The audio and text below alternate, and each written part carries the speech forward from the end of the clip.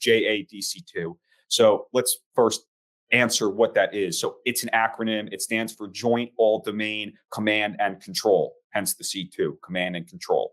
So the Army has a vision. It's called the 2030 Army Vision. That's it. That's the goal. Their whole purpose is to have a quote unquote digital fighting force by 2030. They want the Army to be fully digitized by 2030. So obviously, we're only 6 years away from that. This year is basically done. Let's call it what it is. Right. So what exactly does that mean? That means that the entire United States Department of Defense, because what you have to understand is there's the Army, there's the Navy, there's the Air Force. It's different. So they're not just saying the Army is JADC2. They're all participating under this umbrella that is JADC2. And basically what happens is the Department of the Defense, they are putting out thousands, if not hundreds of thousands of future contracts from everybody from your hardware primes, like your Boeings, your Northrops, your Lockheeds, your Raytheons, to your software primes, which there isn't one yet, but we know one that will be coming in. They are the only IL-61, Palantir. You'll have Palantir, you'll have other like Calypso, some of the FedStart people, maybe you'll have Anduril, maybe you even have C3, as bad as we shit on them. I mean, the Department of Defense, they are very keen on making this happen. And if you look at my Twitter, I have tons of JADC2 info. So the problem is it's so large of a vision, and you're bringing together everybody that's going to participate within the United States and their allies. So we're talking about Australia, the UK, France. Everyone has to participate under this branch. So yesterday, when I was just doing some research, the National Defense Strategy, they put in obviously their budget for next year, fiscal year 24. They requested, I believe it was 1.4 billion for JADC2 for next fiscal year. So that's what they're planning on spending for next year for JADC2. And that 1.4 billion, that's going to go to companies, Palantir, Raytheon, all like that I mentioned. But the key thing that's for next year, right? That's for next year. And that's in a few months. So what we need to understand is, and I really don't want to sound egotistical because I do not have a big ego. I don't think anyone truly understands the size and the scope of how big this is. And I'm going to read my little tweet that I put out yesterday about Titan. And this falls under the JADC2 umbrella. And wait, so Titan is not separate from JADC2? It's underneath that overall contract? Correct. So what and it ties into SOCOM as well as like a side chain is SOCOM. It's modernizing the entire military for all domains. And they actually added to it. Not only is it JADC, they added a few letters where they're actually giving it to our allies, and they're going to coordinate all domains plus allies, which, and this is just throwing something out of left field. There's a lot of reports coming out of Israel that they've never been so coordinated, that on the field, they're making a phone call within seconds. Air Force is coming in and shooting and bombing with precision within like 50 feet of soldiers on the ground, that they're not hitting actual soldiers. And it's being coordinated Navy, Air Force, and ground force. And it sounds like a mini JADC coming out right when JADC expanded to say, we're going to be working with our allies and giving them the technology if they're our allies, which I'm just speculating, but it sounds like what's happening in Israel right now is actually a form of the JADC for our allies. So let me just piggyback off of that, just so everyone can kind of understand where the JADC2, stands. So picture an umbrella, and the JADC2 is the top of the umbrella. And then you have your stems that build the umbrella out. I'm forgetting the term.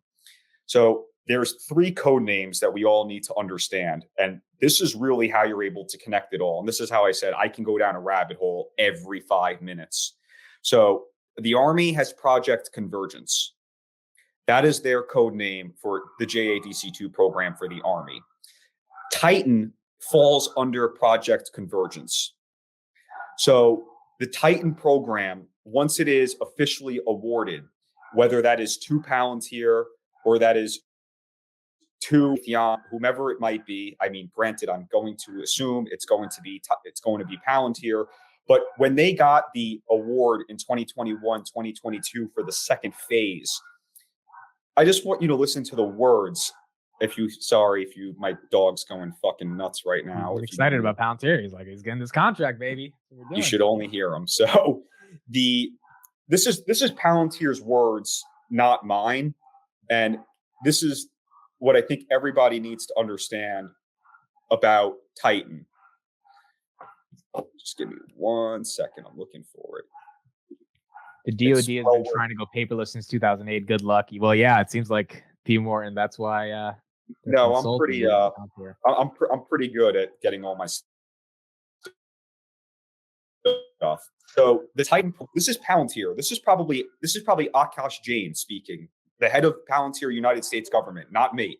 The Titan program brings together a variety of systems, technologies, and vendors to ensure scalability.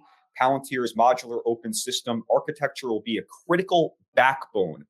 So the entire JADC2 from Project Convergence is related to Titan.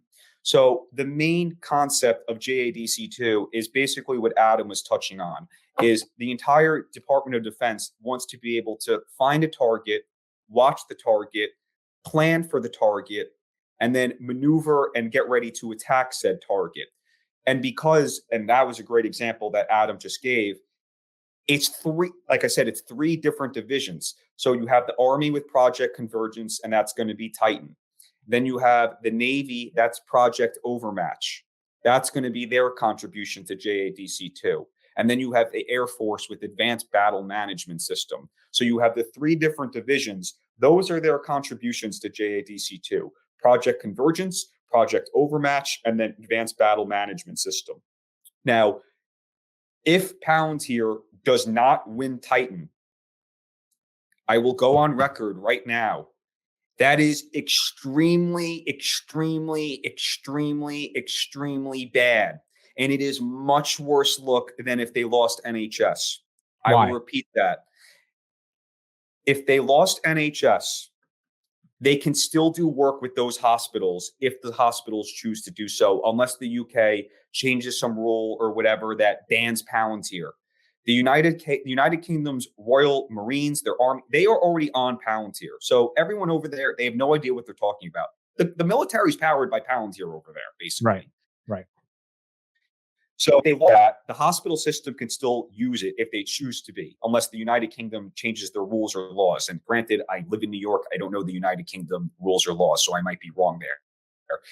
If they lost Titan, everything that they said about the government and their defense and military would not come to fruition. It would be that the technology is not what we as an investor think it is or what they are claiming it to be.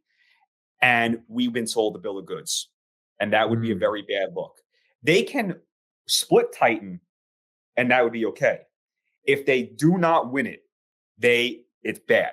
Because we're talking about, like I said before, it is impossible to understand the amount of money that is coming. When Karp says the whole pie, JADC2 is the pie. So next year, they're getting 1.4 billion. I'm just throwing this at you right now. I looked at yesterday, the United States Space Force, which, we do a lot of work with, which we're very well connected with, that we have a ton of. They requested, this is just one division. They requested for the next 5 years, 1.2 billion for long-range kill chains. That's one little thing in this division. And who do we know that loves to do anything with targeting kill chains and at the edge and at the furthest possible place in, I don't even know if it's Earth, but in Earth's orbit? Palantir. So who do you think is coming to get this 1.2 billion? I mean, are they going to get all of it? No. I mean, are they going to get like 200, 300 million related to it? Probably. Yeah. And they're going to keep building off of that. And if you remember, you're talking about I'm sorry to interrupt. You're talking about that massive contract for Space Force in general that they listed like 50 different companies? So no. this is complete. So they got the 3 contracts from Space Force a couple months ago for like $150 million, if you remember. Yeah. But this isn't out yet. This is just me doing my research. The Space Force division is asking the fiscal office for the next 5 years, $1.2 billion in long-range targeting kill chain technology. That's meta constellation. So can I stack unless there's that another one out there. What was that? Can I stack it?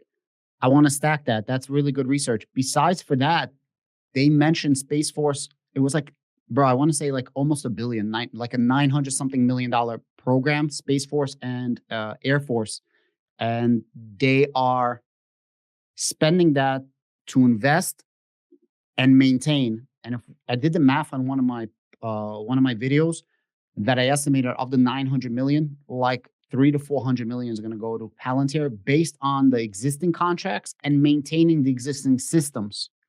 And that's stacked with what Adam is saying. I'm with him in my mindset that everyone's concentrating on commercial, which is the future. But in the immediate future, bro, it's going to be fucking massive government growth, military, not just domestically, but abroad, which is what we were lacking in. And you can see it. It's going to go to NATO. It's going to go to European Union. It's going to go in the Middle East. Guys, not just Israel, bro. UAE right now, Saudi Arabia, they're going to be working right now with America. Anyway, sorry. Keep going. Very interesting to see how that relationship goes going forward, to be honest. I wouldn't hold my breath for anything in the Middle East at the current moment. I understand they got to play geopolitics right now, and CARP is going to stay and align with the West. So this is where it gets tough. Where I'm going with this is because the Saudi Arabia and let's talk about Saudi Arabia. They keep increasing ties with Israel because they're shooting down a lot of missiles going towards Israel. And if I'm not mistaken, they even had like 2 flags and they left the Israeli flag up and like, they're like, nope, we are going to stay. You could see that the rhetoric, and I'm not trying to be political, guys. I'm really trying not to, but you could see their support is shifting towards Israel. Maybe it's because they see Israel is doing what everyone thought it wasn't going to happen, real quick, in, out, taking over Gaza and protecting civilians coming out, showing the world, whatever. But as they're going to increase relationships with Israel, America's going to increase their technology with Saudi Arabia, military technology, specifically what's happening in Yemen right now that's Iranian-backed. Again, I believe that there's going to be increased government spending, not just domestically, but abroad, and not just in Europe, also in the Middle East, and not just Israel. That's all I'm saying, that there's more opportunities in the Middle East. But anyways, I'm sorry, keep going. So, and no, that was perfect, because what a lot of people don't understand, and that's fine, especially for people like us who actually spend all our lives invested in Palantir, and we still don't even understand half the time, which is okay. But you have to remember, when Palantir first came into being, quote unquote, Palantir, they had to sue the Pentagon to get in, and they won. And that was a huge thing. And what that led them to get, obviously, other than their foot in the door, and to start saying, dude, your technology is not as superior, not as good. You have to try us out. That basically catapulted them into this potential software prime. So 2 of the systems that you need to talk about, and Adam piggybacked off about stacking them together, is Project Maven and Warp Core. So what a lot of people don't realize is all this stuff is so new. And I spoke about this in my spaces, adopting AI, implementing AI, using it. They didn't start commissioning this stuff, like really, really commissioning it, like a board and a committee and reports, till 2018. Like that's only 5 years ago. That's not very, especially in the military, that's basically yesterday. So it's very new. So Google was originally doing Project Maven.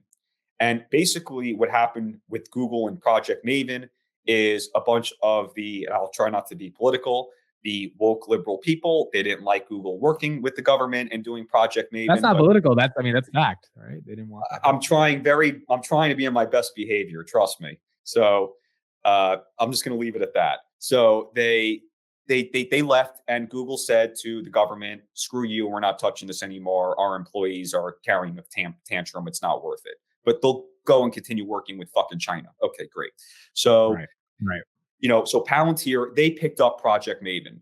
And basically what Project Maven did was it was able to bring all these different data silos together and do what Palantir does at basic level, bring it together into one single glass pane of truth so that the commander or whomever, the operator, they can look at all the information and then they can make a decision. So that's basically what Project Maven is. It's how to deploy algorithms and AI and machine learning to get all the info together and then make a decision. Basic Palantir 101.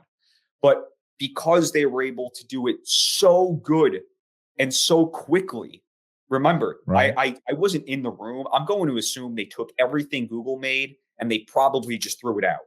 Or maybe they built on some of the stuff, because I can't imagine, them wanting to build that on Gotham. I just can't picture it. Maybe I'm wrong. But because Maven was so successful, they were able to then get all these other divisions and groups within, the DoD to look at them, which led them to get Warp Core. Now, Project Warp Core is really what got them into the Space Force. And what is Warp Core? It's basically the Space Force version of Maven. So it's really, but because they have done such a good job and they're able to deploy it and scale it regardless, it's very easy for them to move on and they have the success on it. But because they're working off of Warp Core has been in work since 2021. So they're not going to get rid of it like that 1.2 billion. It's probably going to get built on Warp Core, this targeting kill chain. They'll probably build it. It's probably already halfway done with Gotham Europa and Meta Constellation. They probably just need a few lines of code and it's probably done. They're that talented. They know where it's going. But that is the key thing. That's why they have to win Titan, because if they don't win Titan, everything that's connected to JADC2 is just lost right then and there. Because Titan's job is to be on the battlefield and seeing rockets are being fired at us, the sensors, everything. So all of it is being able to see what is coming. And we've seen prototypes of Titan. Like we've seen it at the booth. We've seen it at events. What's the chances that there's a prototype in Ukraine right now? It's really not that far-fetched to think that there might be one there. Is it likely?